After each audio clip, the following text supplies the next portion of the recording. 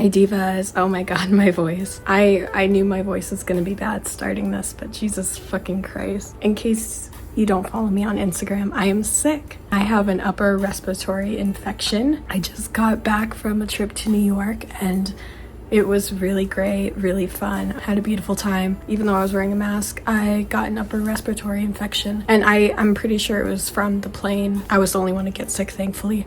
I've been fucking miserable. I meant to film this video as soon as I got home, but I got sick. And I've been sick for well over a week now and I'm still not better.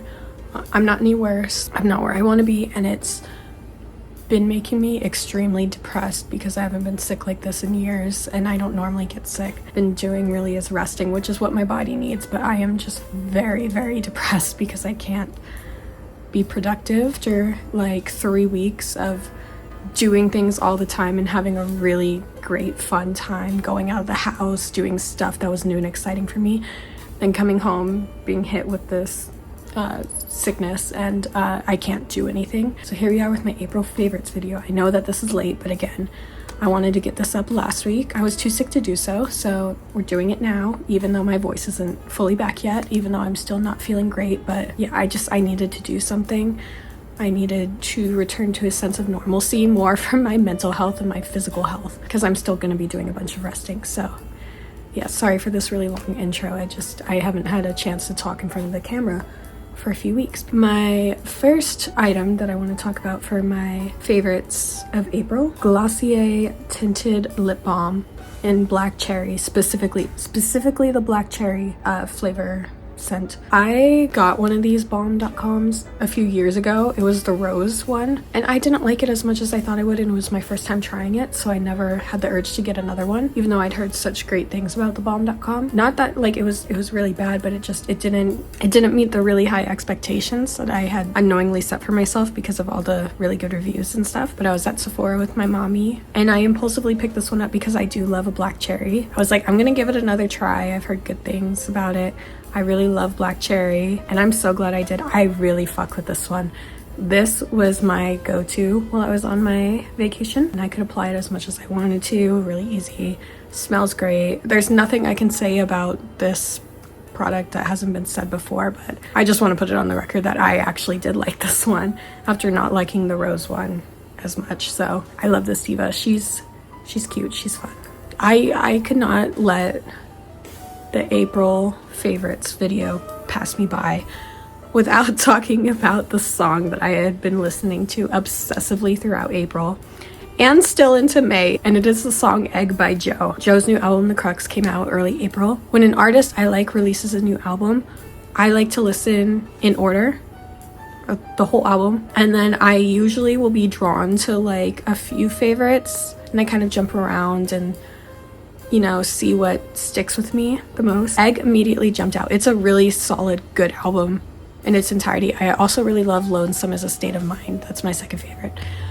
But Egg immediately jumped out at me as like, this is your favorite from this album. This is your song. I don't know if you divas also have the Airbuds app, but I do. And it's been roasting me relentlessly for how often I've been streaming Egg. Yeah, I encourage you to check out the song if you haven't yet. In my travel vlog, I did include a clip of Joe singing it at his Brooklyn show that I was lucky enough to go to. He sang it finally because he didn't at the first show I went to in April. I cried.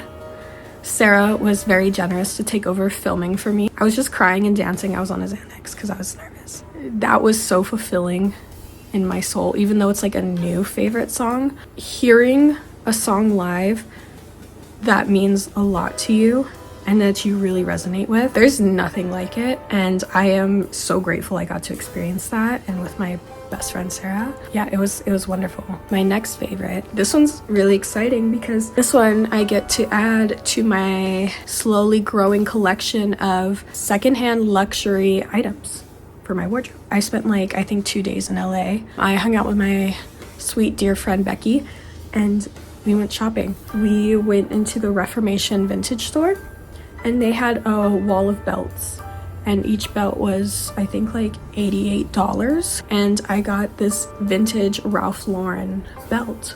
It's this beautiful leather belt with this gold hardware, really thick here, which is what I wanted. I've had a belt like this on one of my Pinterest boards for months, specifically with this type of shape.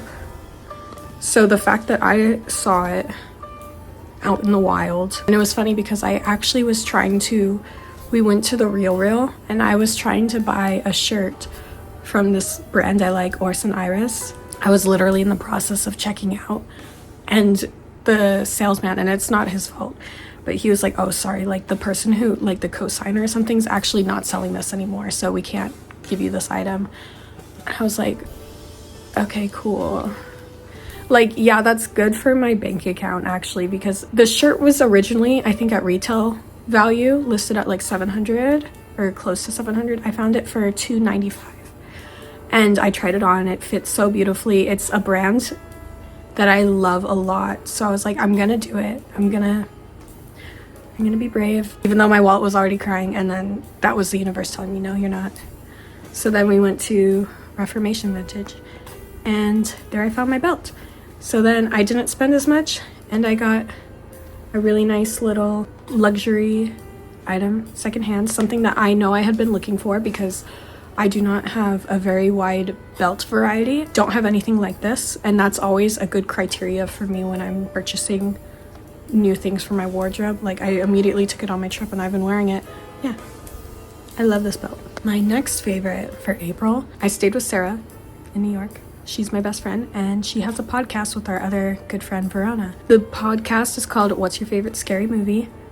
And it's a podcast centering around horror movies.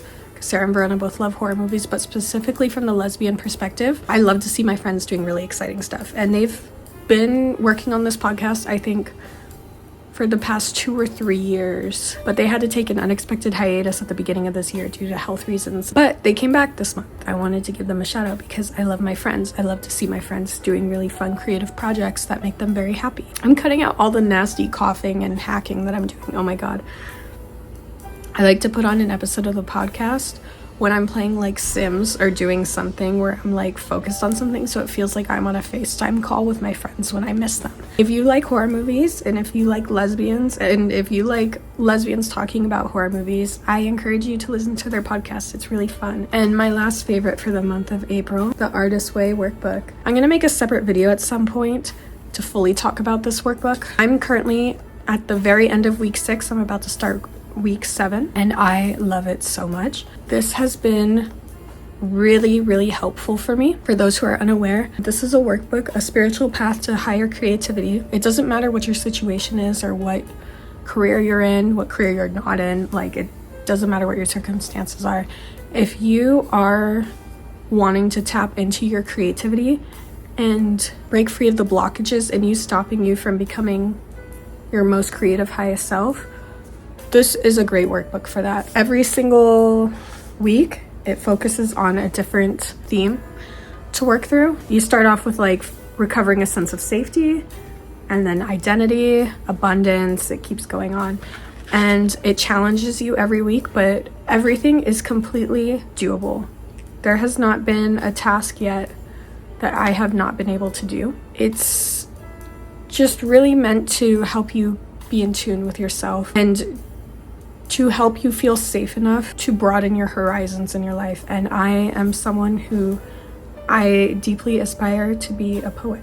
I already consider myself a poet because I'm already writing poetry and working on my first poetry book. Am I published? No, that doesn't matter. I'm a poet. And working on this has really helped me with any blockages that I have internally, usually from external sources, from your past, from people who are also blocked, who want to continue that pattern because it threatens people when you're so sure of yourself and know what you want to do, regardless of how realistic it seems. I don't believe in the whole like only doing what's realistic for you. I think that everyone should have a chance to follow their dreams, no matter what it looks like to anyone. And yeah, this has been deeply beneficial for me. I think that I picked this up at the perfect time in my life. April was a really good month, and most of May was till I got home. I'm really hoping I'm going to recover soon. I have some really fun video ideas in mind, but I need to be at a more stable place with my health. I don't know, I've just been really depressed, dog. I've been depressed. I want to be back in New York so badly. I want to be back with my friends. I want to be back to doing fun things every night. I'm sad. I'm going through it, honestly. Being sick doesn't help, but I'm glad I made this video. This was a good little sense of normalcy to return to for me. Okay, I think that's pretty much all I can say. I hope you liked seeing and hearing about my April favorites. Yeah, I'll see you next week. Bye, divas. Love you.